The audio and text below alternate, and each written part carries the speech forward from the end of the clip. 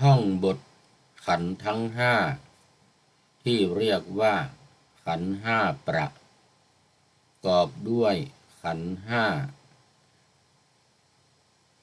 กอบด้วยรูปขันธะเวทนาอีกสัญญาสังขารและวิญญาณรูปนั้นคือกายนี้หนาประกอบรวมกันมาจากธาตุทั้งสี่ประการขอถวายความนอบน้อมแด่พระรัตนตรัยมีพระพุทธเจ้าเป็นต้นขอถวายความเคารพพระมหาเถระพระเถรานุเถระเจ้าคณะพระสังฆาธิการทั่วโลกมีพระเดชพระคุณพระธรรมเสนาบดีเจ้าคณะภาค7วัดพระธาตุดอยสุเทพเป็นต้นและขออำนวยพรแด่ท่านผู้ฟังท่านผู้ชมสาธุชนพุทธบริษัททั้งหลายวันนี้รายการนาวาวังทองของวัดพระธาตุดอยสุเทพมีพระเดชพระคุณหลวงพ่อพระธรรมเสนาบดีเป็นประธานออกอากาศทางสถานีวิทยุ2 แห่งคือที่วัดพระธาตุดอยสุเทพสถานีวิทยุแห่งชาติและจริยธรรมมีพ่อครูวันลบนามวงพรหมเป็นผู้อำนวยการอาจารย์พระมหาประสิทธิ์ประสาธิโกเป็นหัวหน้าสถานีและอาตมาภาพพระครูปริยัติยานุศาสตร์เป็นผู้บรรยายเป็นประจำวันศุกร์เสาร์และอาทิตย์วันเวลา7 นาฬิกาถึง7 นาฬิกา 30 นาทีถึง8 นาฬิกาและวันศุกร์วันเสาร์เวลา13 ถึง 14 นาฬิกาและสถานีวิทยุเพื่อการศึกษาพระพุทธศาสนาและวัฒนธรรมวัดฝายหินตำบลสุเทพอำเภอเมืองจังหวัดเชียงใหม่มีท่านพระครูสมุวิสุวัตวรกิจโยเป็นผู้อำนวยการออกอากาศเวลา17 ถึง 18 นาฬิกา 5 โมงเย็นถึง 6 โมง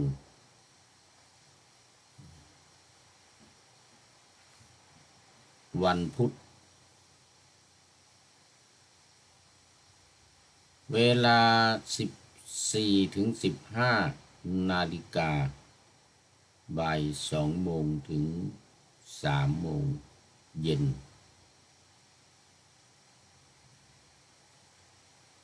วันศุกร์และวันเสาร์และเวลา15 ถึง 16 นาฬิกาบ่าย 3 โมงถึง 4 โมงเย็นในวันอาทิตย์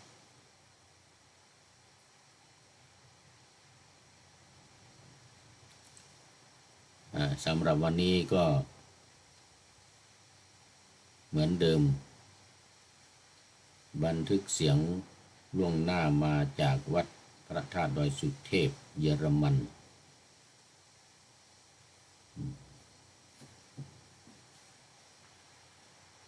ก็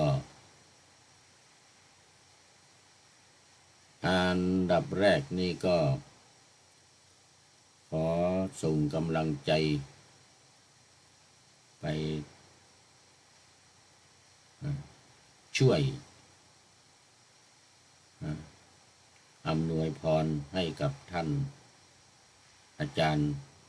พระมหาวิษณุจารุธรรมโมเจ้าอาวาสวัดเจ็ดลินซึ่งกำลังอาพาธ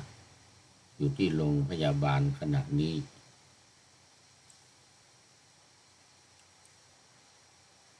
ด้วยโรคมะเร็ง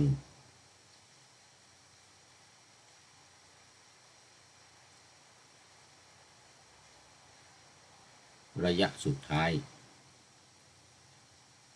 ก็ขอให้ท่านอาจารย์พระมหาวิษณุได้ปลอดภัยหายจากโรคภัยไข้เจ็บโดยเร็วพลัน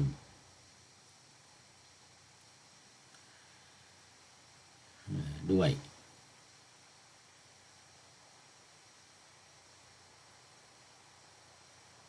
สำหรับพระเดชพระคุณหลวงพ่อพระธรรมเสนาบดีซึ่งไปรับพระบัญชาสมเด็จพระสังฆราชที่กรุงเทพก็จะกลับมาวันนี้ตอนเย็น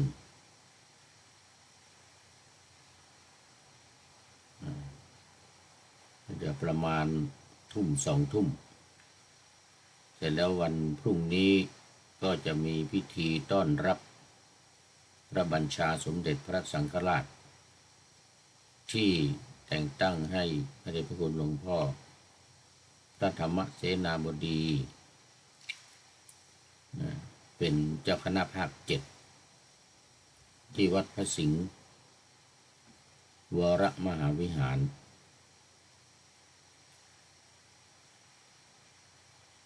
ก็ขอถือโอกาสนี้ประกาศประชาสัมพันธ์เชิญชวน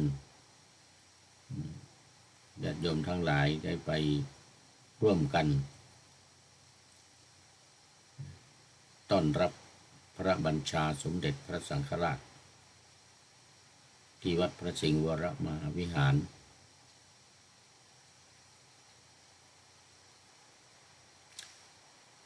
แล้วก็โมทนาสาธุกับพระภิกษุสงฆ์สามเณรญาติโยมที่มาร่วมกันจัดกิจกรรมวันขึ้นดอยสุเทพวันนี้วันที่30 เมษายนของทุกๆปีวันนี้ก็เหมือนกันเหมือนเดิมตอนกลางวันก็มีการแห่ขบวนแห่รูปของครูบาเจ้าศรีวิชัยประดิษฐานไว้บนหลังช้างขึ้นมาบนดอยสุเทพพร้อมด้วยขบวนฟ้อนลำฟ้อนเล็บแล้วก็ขบวนญาติโยมเดินขึ้นมาบนดอยสุเทพกันเป็นจำนวนมากเหมือนกับทุกปีที่ผ่านมามีการเจริญพุทธมนต์พระสงฆ์ทรงสมณศักดิ์9 รูปเจริญพระพุทธมนต์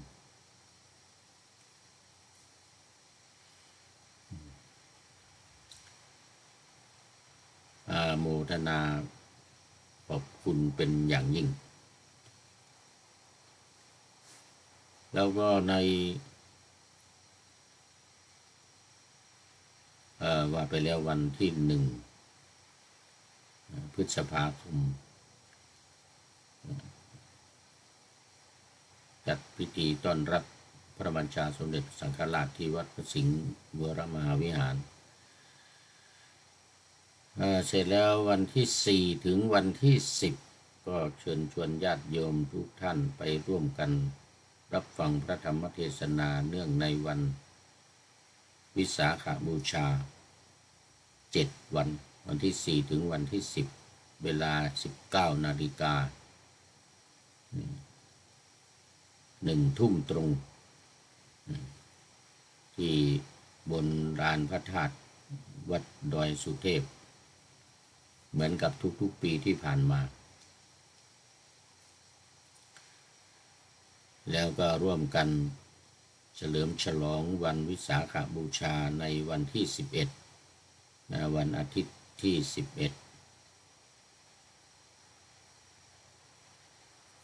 ก็มีการทำบุญตักบาตรตั้งแต่เช้า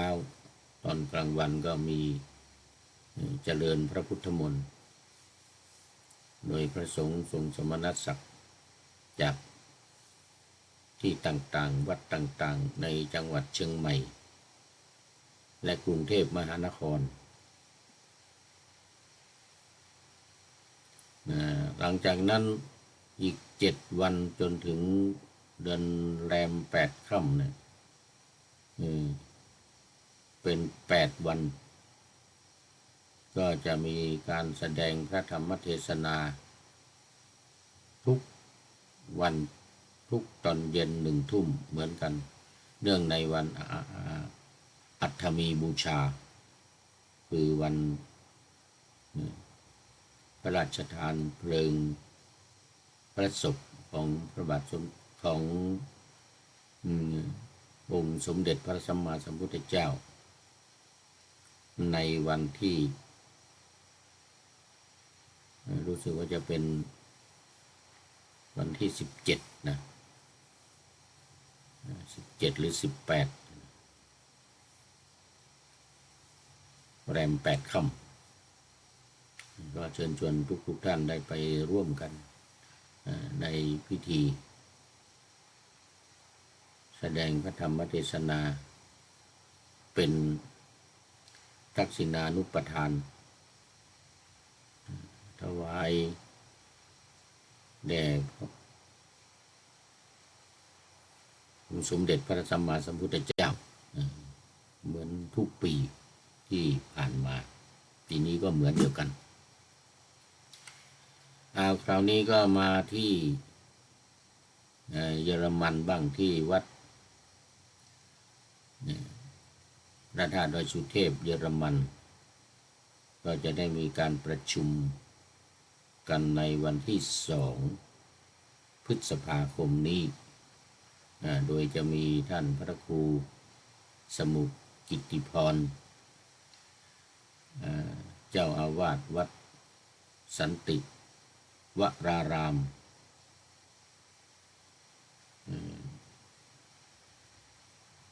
เมืองออฟฟิงเกน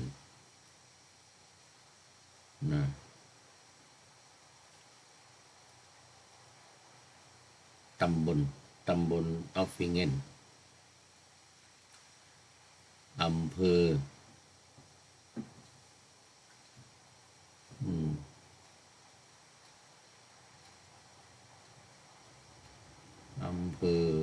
อิสบวกแล้วก็จังหวัดบาวาเรียหรือไบเยร์นจังหวัดไบเยร์นมาเป็นประธานในการประชุมจัดงานวันฉลองวัดพระธาตุดอยสุเทพเยอรมันคือวันที่25 พฤษภาคมตอนนี้ขอต้อนรับคุณโยมประเสริฐเสริมสุข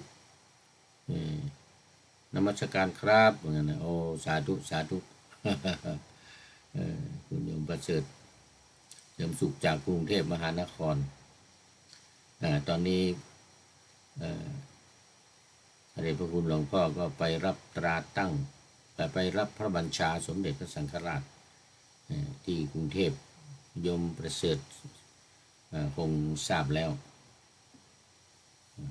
วก็วันพรุ่งนี้จะทำพิธีต้อนรับที่วัดพระสิงห์วรมหาวิหารพระบัญชาสมเด็จพระสังฆราชแต่งตั้งพระเดชพระคุณหลวงพ่อเป็นเจ้าคณะภาค7โมทนาเป็นอย่างยิ่งโมทนากับคุณโยมประเสริฐเสริมสุข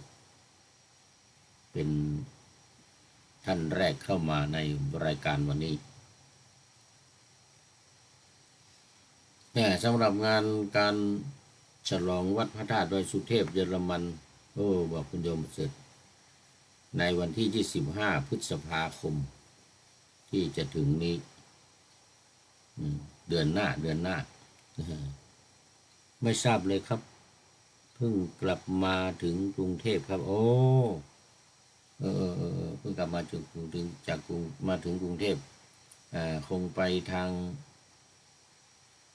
อุบลอุดรหรือขอนแก่นกลับมาถึงกรุงเทพพระเดชคุณหลวงพ่อไปตั้งแต่เมื่อวานไปรับพระบัญชาสมเด็จพระสังฆราชแต่งตั้งเป็นเจ้าคณะภาค7กลับวันนี้นะกลับตอนเย็นวันนี้วันที่30เพราะว่าพรุ่งนี้จะทำพิธีต้อนรับที่วัดพระสิงห์เชียงใหม่ต้อนรับพระบัญชาสมเด็จพระสังฆราชฝรั่งเศสอัมสเตอร์ดัมอิตาลีโอ้มาฝรั่งเศสน่าจะแวะมาที่เยอรมันบ้างนี่ก็ข้ามไปอิตาลีข้ามเยอรมันไปอิตาลีเลยจากฝรั่งเศสหรือว่ามันอยู่ทางทิศตะวันตกนะอ๋อทิศตะวันตกจากฝรั่งเศสก็ไปอิตาลีถ้าเยอรมันต้องขึ้นมาทางตะวันออกโอ้เพิ่งทราบสาธุโยมมหาลานีไปด้วยหรือเปล่าหรือว่าไปเฉพาะคุณโยมประเสริฐมหาลานีสบายดีนะไม่เป็นไรเพราะว่ามันก็เพิ่งประกาศมาด่วนเหมือนกันเรื่องการไปรับพระบัญชาสมเด็จพระสังฆราช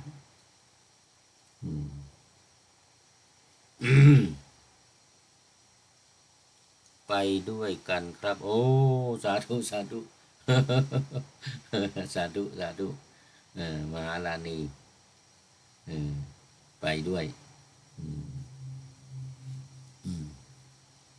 เดี๋ยววันหลังต้องมาเยอรมันบ้างนี่วันที่25 พฤษภานี้อยากฉลองวัดพระธาตุดอยสุเทพ25 ปีโอ้คงไม่ทันนะเพิ่งกลับไปเพิ่งกลับไป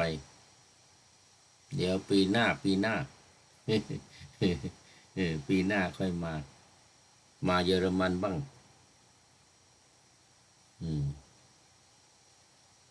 มาเยอรมันบ้าง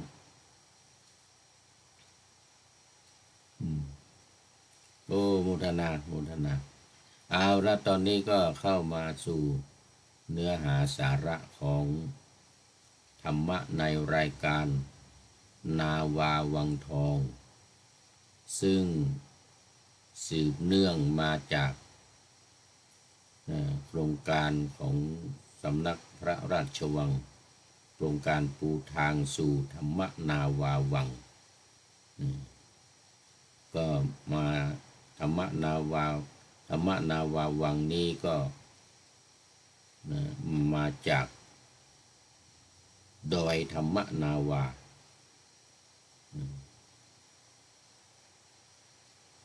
สถานศึกษาธรรมดอยธรรมนาวาจังหวัดเชียงรายของท่านเจ้าคุณอาจารย์ต้นหรืออาจารย์ทวีวัฒน์จารุวรรณโนที่สำนักศึกษาธรรมดอยธรรมนาวาซึ่งมีหลักการ4วิธีการ6ที่ว่าไปแล้วเมื่อครั้งที่ผ่านมาทบทวนหน่อยว่าหลักการ4ก็คือ1 ระลึกพระรัตนตรัยหรือถึงพระรัตนตรัยว่าเป็นสรณะอันประเสริฐสองท่องบทธาตุกรรมฐานสี่สามท่องบทขันธ์ห้าสี่พิจารณาหรือกำหนดขันธ์ห้าลงในอริยสัจสี่กำหนดการเกิดการดับของขันธ์ห้าลงในอริยสัจสี่และนี่เป็นหลักการสี่อย่างใหญ่ๆส่วนวิธีการหกก็เหมือนกันกับสี่ข้อนี้แต่ขยายหน่อยข้อสองก็เป็นเดี๋ยวข้อสามข้อหนึ่งข้อสองเหมือนเดิมข้อสามนี่ขยายจากข้อสองไปคือการเรียนรู้ขันธ์ห้าข้อสามแล้วข้อสี่ก็คือข้อสามไปเป็นข้อสี่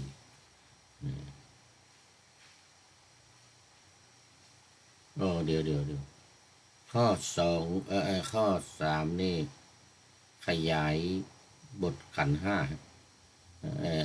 ขยายธาตุสี่คือการกำหนดกายหกขั้นตอน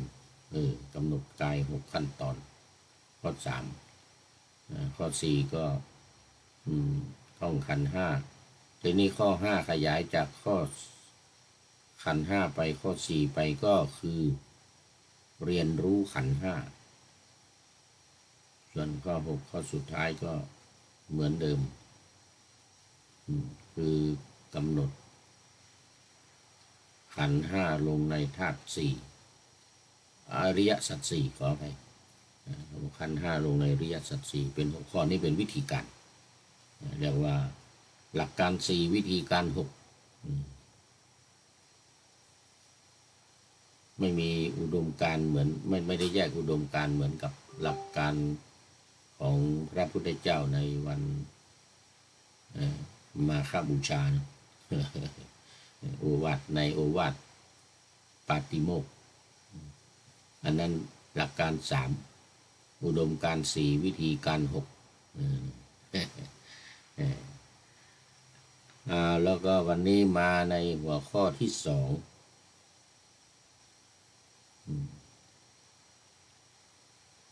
มาในหลักการข้อที่สามท่องบทขันธ์ห้าท่องบทขันธ์ห้าท่องให้จำดังที่ปานาธรรมะไว้ว่าท่องบทขันธ์ทั้งห้าที่เรียกว่าขันธ์ห้าประกอบด้วยรูปขันธะเวทนาอีกสัญญาสังขารและวิญญาณรูปนั้นคือกายนี้หนาประกอบรวมกันมาจากธาตุทั้งสี่ประการอันนี้ก็เป็นการท่องบทเลยบทขันธ์ห้าที่เขียนไว้ในหนังสือวันนี้หน้าที่แปดหน้าที่แปดแนวทางปฏิบัติธรรมนาวาวังเป็นแนวทางการปฏิบัติก็คือเป็นอยู่ในวิธีการหกหลักการข้อที่สามนะวิธีการข้อที่หกวิธีการข้อที่วิธีการนี้เป็นข้อที่สามนี่แล้ววิธีการเป็นข้อที่สี่วิธีการเป็นข้อที่สี่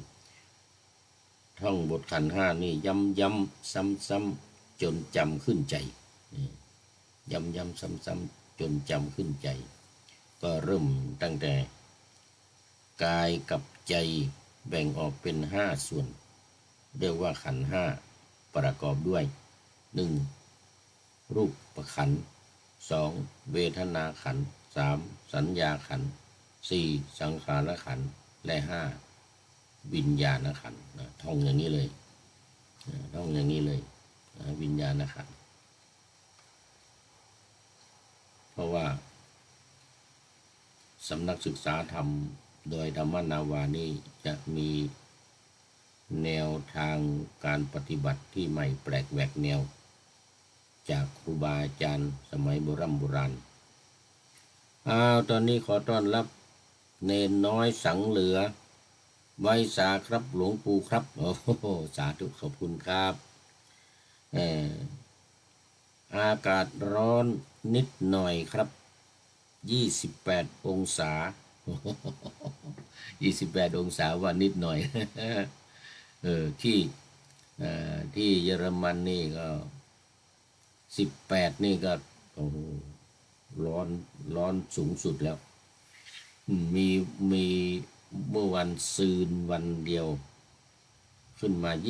21เมื่อวันอาทิตย์วันที่ไปงานมหาสงกรานต์วัดพุทธปิยวรารามเมืองแฟรงก์เฟิร์ต21 องศาเนี่ยถือว่าเป็นร้อนที่สุดของที่นี่นะร้อนที่สุดของที่นี่แต่ก็ยังต้องใส่เสื้อ ยังต้องใส่เสื้อ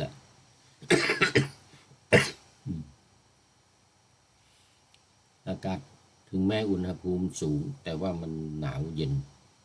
เนี่ยหนาวเย็นอากาศทั่วไปโอ้โหหนาวเย็นมากหมู่เล่นน้ำสงกรานต์มหาสงกรานต์กันนี่จนไม่กล้าที่จะรดน้ำกันนะเอาใส่กันอย่างเงี้ยนิดหน่อย เอาใส่กันนิดหน่อยเนี่ย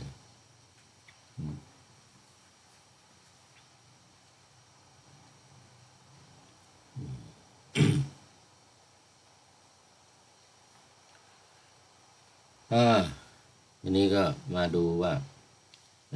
การท่องเนี่ยบทวันนี้จะเน้นในเรื่องของบทท่องเนี่ยเน้นเงินบทท่องบทที่สำหรับท่องที่ว่าท่องย้ำซ้ำๆให้จำในจิตนี่จนมันติดในใจไม่หายหน้า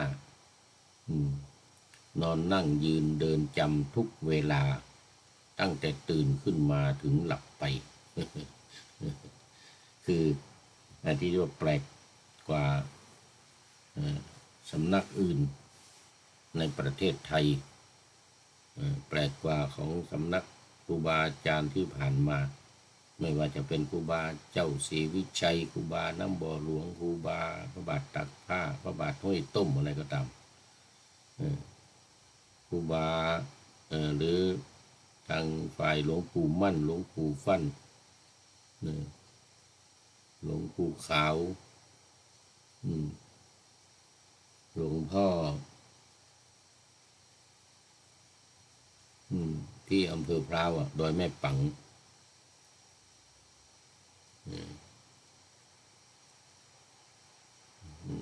เยอะหลวงปู่สิมหลวงปู่แหวนหลวงปู่แหวนที่ดอยแม่ปังทั้งหมดนี้สืบทอดมาจากหลวงปู่มั่นหลวงปู่ฟั่นหลวงปู่ชาสุภัทโทล้วนแล้วแต่เป็นการบริกรรมจำในจิตเป็นการบริกรรมที่เน้นความสงบเน้นจิตให้สงบแล้วบรรลุทำเป็นพระอรหันต์เป็นโสดาบันสกทาคามีอนาคามีจนถึงอรหันต์เนี่ยโดยการบริกรรมโดยการนับโดยการระลึกถึงคุณพระพุทธพระธรรมพระสงฆ์นี่นะแต่สำนักนี้สำนักศึกษาธรรมโดยธรรมนาวานี้ไม่แปลกแหวกแนวก็คือให้ท่องไม่ใช่ให้บริกรรมอย่างเดียว การบริกรรมทำจิตให้สงบนั้นบริกรรมแล้วก็แล้วไปแต่ว่าอันนี้มันเน้นให้เป็นการท่องจำเลยเป็นการท่องจำท่องย้ำซ้ำๆจนจำขึ้นใจย้ำซ้ำๆจนจำขึ้นใจแล้วก็มีบทวันนี้นี่จะได้เอาบทท่องเนี่ยมาว่าจะท่องอะไรบ้างท่องอะไรบ้างอันดับแรกก็ท่องว่ากายกับใจแบ่งออกเป็น5 ส่วน5 ส่วนเรียกว่าขันธ์ห้าอันนี้ก็ต้องท่องเลยกายกับใจแบ่งออกเป็น5 ส่วนเรียกว่าขันธ์ห้าประกอบด้วย1รูปขันธ์2เวทนาขันธ์3สัญญาขันธ์4สังขารขันธ์และ5วิญญาณขันธ์ท่องอย่างนี้เลยท่องอย่างนี้ให้จำเลยส่วนรูปเวทนาสัญญาสังขารวิญญาณในนี้เราท่องกันมานานเราท่องกันมานานจนจำติดใจติดตาติดปากแต่มันสั้นไปมันไม่ละเอียดก็ในหนังสือนี้ก็เขียนให้ละเอียดขึ้นก็ต้องต้องท่องตามที่มันละเอียดนี้คือกายกับใจแบ่งออกเป็น5 ส่วนเรียกว่าขันธ์ห้าประกอบด้วย1รูปขันธ์2เวทนาขันธ์3สัญญาขันธ์4สังขารขันธ์5วิญญาณขันธ์ท่องอย่างนี้เลยที่ผู้พูดนี่ก็ท่องมานานแล้วแต่ท่องแบบง่ายๆท่องแบบง่ายๆจำแม่นยำคือรูปเวทนาสัญญาสังขารวิญญาณ รูปเวทนาสัญญาสังขารวิญญาณอันนี้จำมาตั้งแต่เด็กตั้งแต่เป็นลูกศิษย์วัดยังไม่บวช แล้วก็คำอธิบายก็ต้องท่องอีก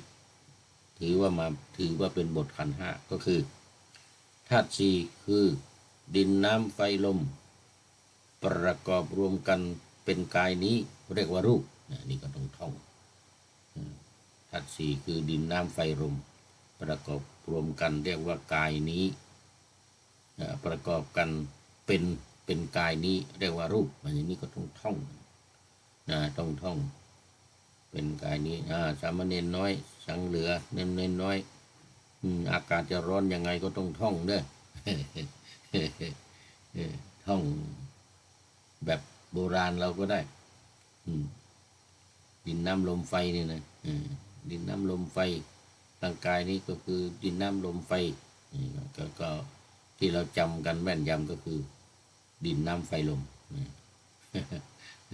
ดินน้ำไฟลมนี่จำแม่นยำมาเนี่ยสั้นๆอย่างเงี้ยแต่ว่า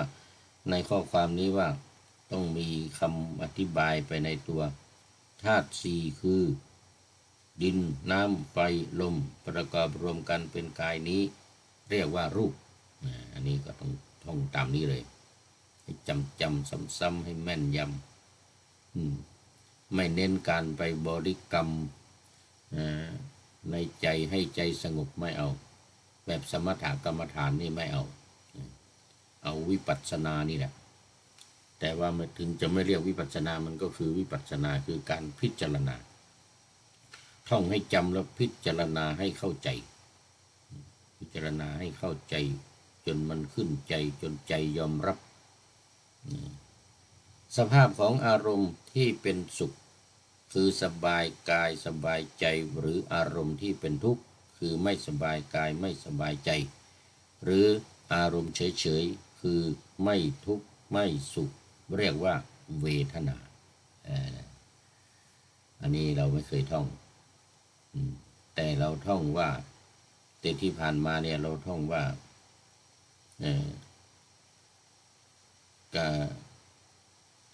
ค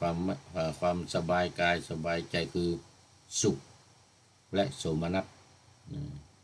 ความไม่สบายกายไม่สบายใจก็ทุกข์และโทมนัสคือทุกข์นี่ก็หมายถึงไม่สบายกาย โทมนัสก็คือไม่สบายใจหรืออทุกขมสุขเวทนาอันนี้ภาษาบาลีที่เราท่องกันมาเป็นประจำท่องกันมาเป็นประจำคือทุกข์สุขกันสุขโสมนัสทุกข์โทมนัสและอุเบกขาสุขทุกข์โสมนัสโทมนัสอุเบกขาที่เราเล่ากันมาคือสุขทุกข์แล้วก็โสมนัสโทมนัสอุเบกขาอันนี้เป็นเวทนาสุขทุกข์โสมนัสโทมนัสอุเบกขาแต่ในที่นี้ว่าต้องเพิ่มคำว่าสภาพของอารมณ์ที่เป็นสุขคือสบายกายสบายใจหรืออารมณ์ที่เป็นทุกข์คือไม่สบายกายไม่สบายใจหรืออารมณ์เฉยๆคือไม่ทุกข์ไม่สุขเรียกว่าเวทนาต้องท่องตามนี้เลยเนี่ยท่องตามนี้อย่างสมัยก่อนที่เราท่องกันมาว่าสุขทุกข์โสมนัสโทมนัสอุเบกขานี่เป็นภาษาบาลีล้วนในที่นี้บาลีไม่เอามีคำว่าเวทนาเป็นบาลีอยู่แต่มันเป็นภาษาไทยแล้วนี่คือให้ท่องตามภาษาไทยเนี่ยกิตติพงษ์มณีชัยโอ้สาธุครับว่ะสาธุวันนี้คงมีคนเยอะนะวันนี้แห่ครูบาเจ้าศรีวิชัยขึ้นดอยสุเทพพร้อมด้วยขบวนรถคันแรกที่ครูบาเจ้าศรีวิชัยขี่ขึ้นดอยสุเทพกิตติพงษ์คงยังอยู่เนาะคงยังอยู่ที่วัดพระธาตุดอยสุเทพมีความคืบหน้าอะไรก็รายงานให้หลวงพ่อทราบบ้างเด้อนี่ก็เป็นตากล้องประจำวัดพระธาตุดอยสุเทพเป็นหัวหน้านักถ่ายภาพให้กับลูกค้าแขกที่มา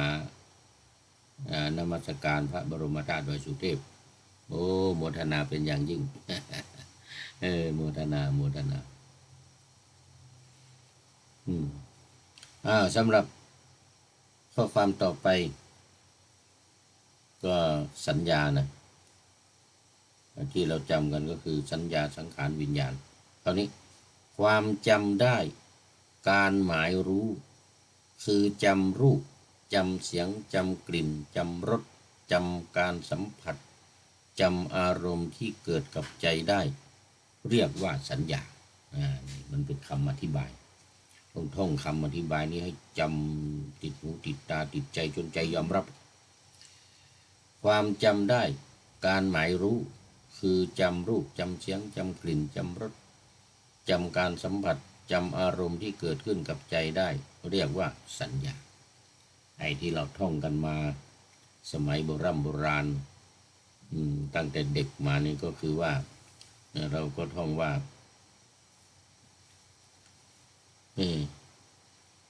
สัญญาคือความจำอะไรรูปเสียงกลิ่นรสสัมผัสและธรรมารมณ์เนี่ยเราก็ท่องกันแค่นี้รูปเสียงกลิ่นรสและธรรมารมณ์อันนี้คือสิ่งที่สัญญาจำมา ง่ายๆสั้นๆความจำอะไรจำรูปจำเสียงจำกลิ่นจำรสที่เขียนไว้นี่นะจำรูปจำเสียงจำกลิ่นจำรสจำการสัมผัสจำอารมณ์ที่เกิดขึ้นกับใจปกติอารมณ์ที่เกิดขึ้นกับใจเราเรียกว่าธรรมารมณ์อารมณ์ที่เกิดขึ้นกับใจธรรมะเนี่ยมันเป็นความหมายของสิ่งที่เกิดกับใจนั่นก็คือความคิดนั่นเองแต่ในที่นี้บอกว่าอารมณ์ที่เกิดกับใจนั่นก็หมายถึงความคิดที่เกิดกับใจเราใจเราคิดกับคิดอะไรก็เป็นอารมณ์อันนี้ เขาเรียกว่าเป็นอารมณ์ที่เกิดกับใจคือความคิดของเรานั่นเองความคิดของเราเพราะฉะนั้นก็ต้องท่องคำอธิบายความหมายของคำว่าสัญญาเนี่ยว่าความจำได้การหมายรู้คือจำรูปจำเสียงจำกลิ่นจำรสจำการสัมผัสจำอารมณ์ที่เกิดขึ้นกับใจได้เรียกว่าสัญญานี่ก็ต้องท่องให้จำความจำได้การหมายรู้คือจำรูปจำเสียงจำกลิ่นจำรสจำการสัมผัสและจำอารมณ์ที่เกิดขึ้นกับใจได้เรียกว่าสัญญาเรียกว่าสัญญา หรือคือสัญญาหรือสัญญาคือก็ได้สัญญาคือความจำได้การหมายรู้หรือจำรูปคือจำรูปจำเสียงจำกลิ่นจำรสแต่ถ้าเราเอาคือไว้ก่อนนะตอนตรงนี้ต้องเป็นได้แก่นะคือความจำได้การหมายรู้ได้แก่จำรูปจำเสียงจำกลิ่นจำรสจำการสัมผัสจำอารมณ์ที่เกิดขึ้นกับใจได้เรียกว่าสัญญาหรือบางทีเราเอาไปขึ้นต้นก็ได้ที่เรียกว่าสัญญาคืออย่างนี้แล้วก็ได้แก่ที่เรียกว่าสัญญาคือการจำได้การหมายรู้ได้แก่จำรูปจำเสียงจำกลิ่นจำรสจำสัมผัสและจำอารมณ์ที่เกิดขึ้นกับใจเราก็ไม่ต้องไปว่าเรียกว่าอีกเราเรียกว่าครึ่งข้างต้นนี่คำว่าที่เรียกว่าสัญญาแต่ประการสำคัญก็คือต้องจำตั้งแต่ความจำได้การหมายรู้คือจำรูปจำเสียงจำกลิ่นจำรสจำการสัมผัสจำอารมณ์ที่เกิดขึ้นกับใจเนี่ยอันนี้ต้องท่องตามนี้ท่องตามนี้ให้จำต่อไปเป็นสังขารข้อที่4เจตสิกธรรมคือสิ่งที่ปรุงแต่งใจเป็นส่วนดีเรียกว่ากุศลเป็นส่วนชั่วเรียกอกุศลเป็นส่วนกลางไม่ดีไม่ชั่วเรียกอัพยากตะอันนี้เป็นภาษาบาลีนะอัพยากตะถ้าเป็นภาษาสันสกฤตที่เราท่องกันมาก็คืออัพยากฤตเป็นอัพยากฤตคือเป็นกลางเรียกว่าสังขารตัวนี้ยาวหน่อยตัวนี้คำอธิบายมันเยอะเจตสิกธรรมคือสิ่งที่ปรุงแต่งใจเป็นส่วนดีเรียกกุศลเป็นส่วนชั่วเรียกอกุศลเป็นส่วนกลางไม่ดีไม่ชั่วเรียกอัพยากตะเรียกว่าสังขารอัพยากตะเรียกว่าสังขารนั่นหมายถึงว่าไม่ดีไม่ชั่วเป็นกลางต้องท่องเจตสิกธรรมคือสิ่งที่ปรุงแต่งใจเป็นส่วนที่ดีเรียกกุศลเป็นส่วนชั่วเรียกอกุศลเป็นส่วนกลางไม่ดีไม่ชั่วเรียกอัพยากตะเรียกว่าสังขารหรือเราจะบอกว่าที่เรียกว่าสังขารคือเจตสิกธรรมได้แก่สิ่งที่ปรุงแต่งใจเป็นส่วนดีเรียกกุศลเป็นส่วนชั่วเรียกอกุศลเป็นส่วนกลางไม่ดีไม่ชั่วเรียกอัพยากตะหรืออัพยากฤตสันสกฤตนะเป็นสันสกฤตแต่ในบาลีก็เป็นอัพยากตะสันสกฤตเป็นอัพยากฤตที่เราท่องกันมาตั้งแต่เล็กแต่น้อยน่านเนกาเลมาแล้วนี่ก็คืออัพยากฤตอัพยากฤตเพราะว่ามันเป็นสันสกฤตใช้ตัวลึกเข้ามาสะกดเป็นอัพยากฤตเรียกว่าสังขารท่องนี้จนจำขึ้นใจเจตสิกธรรมคือสิ่งที่ปรุงแต่งใจเป็นส่วนดีเรียกกุศลเป็นส่วนชั่วเรียกอกุศลเป็นส่วนกลางเรียกอัพยากตะเรียกว่าสังขารอย่างนี้ก็ได้ที่เรียกว่าสังขารคือเจตสิกธรรมได้แก่สิ่งที่ปรุงแต่งใจ ำว่าเจตสิกธรรมนี่นะเจตสิกนี่แปลว่าใจคือประกอบมันไม่ลงอีกะเข้ามาเจตสิกะธรรมที่ประกอบหรือธรรมที่ปรุงแต่งเป็นส่วนดีเรียกกุศลเป็นส่วนชั่วเรียกอกุศลเป็นส่วนกลางกลางไม่ดีไม่ชั่วเรียกอัพยากตะหรืออัพยากฤิก็ตามเพราะว่าเราท่องมานานอัพยากฤิเนี่ยในภาษาไทยส่วนภาษาบาลีเราจะเอามาเป็นภาษาไทยก็ต้องว่าอัพยากตะแต่ว่าขัดปากหน่อยจำยากหน่อยแต่อัพยากฤินี่มันจำง่าย มันเป็นคำเดียวอันนี้คือข้อที่สี่สังขารท่องให้จำเลยท่องให้จำเจตสิกธรรมคือสิ่งที่ปรุงแต่งใจเป็นส่วนดีเรียกกุศลเป็นส่วนชั่วเรียกอกุศลเป็นส่วนกลางๆเรียกอัพยากตะเรียกว่าสังขารเรียกว่าสังขารถ้าท่องแบบนี้ผู้พูดก็ต้องท่องไปด้วยผู้พูดก็ต้องท่องไปด้วยเพราะว่ามันเป็นของใหม่เป็นของใหม่เป็นภาษาไทยที่เดิมเราก็ท่อง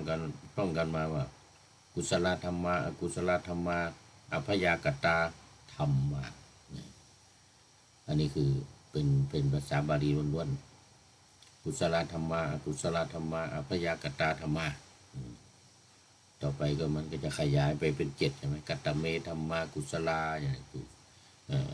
ที่เป็นกุศลมี7อย่างใช่ไหมอันนี้ที่เป็นเดี๋ยวนี้เพียงแต่ว่าเรียกตัวนั้นเองเราไม่เอารายละเอียดมาแต่สมัยเราต้องตอนเป็นเด็กเนี่ยต้องเอารายละเอียดมาเลยเอารายละเอียดมาเลยว่ากุศลธรรมธรรมมันเป็นกุศลอกุศลธรรมธรรมมันเป็นอกุศลอัพยากตาธรรมธรรมที่เป็นกลางเราไม่ได้ท่องคำแปลเพราะฉะนั้นในที่นี้เราต้องท่องคำแปลด้วยเจตสิกธรรมคือสิ่งที่ปรุงแต่งใจเป็นส่วนดีเรียกกุศลเป็นส่วนชั่วเรียกอกุศลเป็นส่วนกลางไม่ดีไม่ชั่วเรียกอัพยากตะอย่างนี้เลยเรียกว่าสังขารสังขาระนี่แปลว่าปรุงแต่งนะสังขาระสังขารต่อไปข้อสุดท้ายการรับรู้ทางตาทางหูทางจมูกทางลิ้นทางกายทางใจเรียกว่าวิญญาณที่เราท่องกันมาก็คือวิญญาณเนี่ยแปลว่ารู้แจ้งทางตาทางหูทางตาหูจมูกลิ้นกายใจเนี่ยเราท่องกันครับท่านรู้แจ้งทางตาหูจมูกลิ้นกายใจอันนี้เราดั้งเดิมครูบาอาจารย์สอนมาดั้งเดิมที่เราท่องกันมาแต่ว่าในที่นี้เราต้องท่องใหม่ว่าการรับรู้ทางตาทางหูทางจมูกทางลิ้นทางกายทางใจเรียกว่าวิญญาณเนี่ยอธิบายชัดเจนขึ้นอธิบายมันชัดเจนขึ้นแต่เดิมเราท่องแต่หัวข้อมัน แต่เดิมเราท่องแต่หัวข้อมันว่าตาหูจมูกลิ้นกายใจเรียกว่าวิญญาณวิญญาณคือตาหูจมูกลิ้นกายใจก็นี่แหละเราไม่ได้ท่องคำแปลโดยละเอียดมันก็ต้องคือว่าการรับรู้อันนี้นี่เป็นหน้าที่เขาเรียกว่ามันเป็นหน้าที่ของวิญญาณที่แปลว่ารู้แจ้งเนี่ยที่เราแปลกันมาว่ารู้แจ้งทางตาหูจมูกลิ้นกายและใจแต่ในที่นี้ต้องว่ารายละเอียดว่าการรับรู้ทางตาทางหูทางจมูกทางลิ้นทางกายและทางใจเรียกว่าวิญญาณการรับรู้ทางตาทางหูทางจมูกทางลิ้นทางกายทางใจเรียกว่าวิญญาณท่องใหม่ท่องให้ตามบทท่องที่มาในหนังสือของสำนักพระราชวังนี้ ต่อไป ขันธ์ห้านี้กล่าวโดยย่อแบ่งเป็นรูปกับนามอันนี้ก็ต้องท่องนะขันธ์ห้านี้แบ่งโดยย่อคือรูปกับนามเป็นรูปกับนามธาตุสี่จัดเป็นรูปเวทนาสัญญาสังขารวิญญาณจัดเป็นนามอันนี้เราก็ทราบกันดีว่าร่างกายของเราเนี่ยประกอบด้วยรูปกับนามประกอบด้วยรูปกับนาม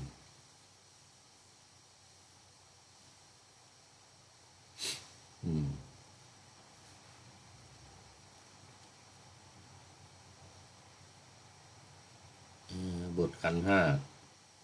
ท่องบทขันธ์ห้านี้ย้ำซ้ำๆจนจำขึ้นใจจนใจยอมรับนอนหลับก็ท่องได้คือใจท่องขณะที่เรานอนหลับนี่ใจก็ท่องไปเพราะว่ามันจำขึ้นใจแล้วใจยอมรับแล้วขณะที่นอนหลับนี่ก็ท่องไปเพื่อให้มันจำแม่นติดตาติดใจ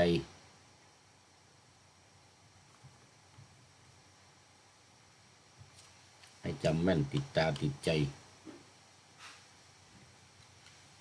เอาละทั้งหมดนี้ต้องท่องหมดตั้งแต่กายกับใจมาจนถึงจัดเป็นนามเนี่ยนะเวทนาสัญญาสังขารวิญญาณจัดเป็นนามเนี่ยต้องท่องหมดเลยทบทวนใหม่อีกกายกับใจแบ่งออกเป็นห้าส่วนเรียกว่าขันธ์ห้าประกอบด้วยหนึ่งรูปขันธ์สองเวทนาขันธ์สามสัญญาขันธ์สี่สังขารขันธ์ห้าวิญญาณขันธ์ธาตุสี่คือดินน้ำไฟลมประกอบรวมกันเป็นกายนี้เรียกว่ารูปธาตุสี่คือดินน้ำไฟลมประกอบรวมกันเป็นกายนี้เรียกว่ารูปสภาพของอารมณ์ที่เป็นทุกข์ขอไปที่เป็นสุขคือสบายกายสบายใจที่เป็นทุกข์คือไม่สบายกายไม่สบายใจหรืออารมณ์เฉยๆคือไม่ทุกข์ไม่สุขเรียกว่าเวทนานี่ตรง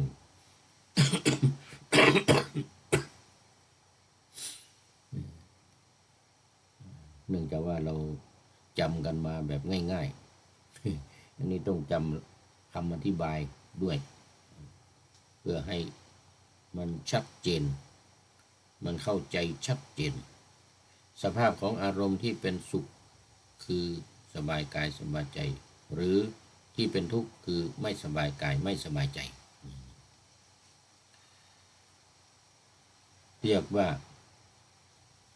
หรืออารมณ์เฉยๆคือไม่ทุกข์ไม่สุขเรียกว่าเวทนาความจำได้การหมายรู้คือจำรูปจำเสียงจำกลิ่นจำรสจำการสัมผัสและอารมณ์ที่เกิดขึ้นกับใจได้เรียกว่า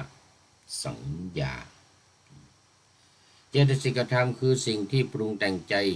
เป็นส่วนดีเรียกกุศลเป็นส่วนชั่วเรียกอกุศลเป็นส่วนกลางไม่ดีไม่ชั่วเรียกอัพพยากตะเรียกอัพพยากตะเรียกว่าสังขารสุดท้ายการรับรู้ทางตาทางหูทางจมูกทางลิ้นทางกายทางใจเรียกว่าวิญญาณขันธ์ห้านี้กล่าวโดยย่อแบ่งเป็นรูปกับนามธาตุสี่จัดเป็นรูปสัญญาเวทนาสัญญาสังขารวิญญาณจัดเป็นนามจบวันนี้ หมดเวลาพอดี โมทนากับญาติโยมทุกท่านโมเนน้อยสังเหลือด้วยคุณโยมกิตติพงษ์มณีชัยเป็นท่านสุดท้ายเข้ามาในรายการเรียกว่าเข้าสู่เส้นชัยของรายการในวันนี้โมทนาเป็นอย่างยิ่งแล้วก็ต้องขออำลาไปก่อนมาฟังกันใหม่อีกในครั้งต่อไปในวันศุกร์เสาร์อาทิตย์ ศุกร์เสาร์อาทิตย์นั่นมีทั้งตอนเช้าทั้งตอนบ่ายเลยวันศุกร์เสาร์อาทิตย์เนี่ยแต่ในวันพุธนี่มีเฉพาะตอนเย็น ขอนำนาวาวังทองไปก่อน แล้วจะย้อนมาใหม่ในวันหน้า คือวันพุธศุกร์เสาร์อาทิตย์ตามตารางเวลาที่วางอยู่ข้างใน เป็นธรรมะจากพระราชวัง เป็นนาวาโด่งดังสว่างไสวเป็นทองคำล้ำค่ากว่าสิ่งใด ชุบชีวิตจิตใจให้ใสงาม ขอเชิญท่านทั้งหลายนำไปท่อง ตามคุณของพระรัตนสามพุทโธเมนาโถธัมโมตาม สังโฆเมนาโถยามภาวนา ว่าบ่อยๆซ้ำๆจำในจิต จนมันติดในใจไม่หายหน้า นอนนั่งยืนเดินจำทุกเวลา ตั้งแต่ตื่นขึ้นมาถึงหลับไป ขอทุกท่านได้ผลจากปฏิบัติ ได้กำจัดความทุกข์พบสุขใส พลันปลอดโปร่งโล่งสบายทั้งกายใจ อยู่ที่ใดใจสงบพบนิพพาน ขอเจริญพร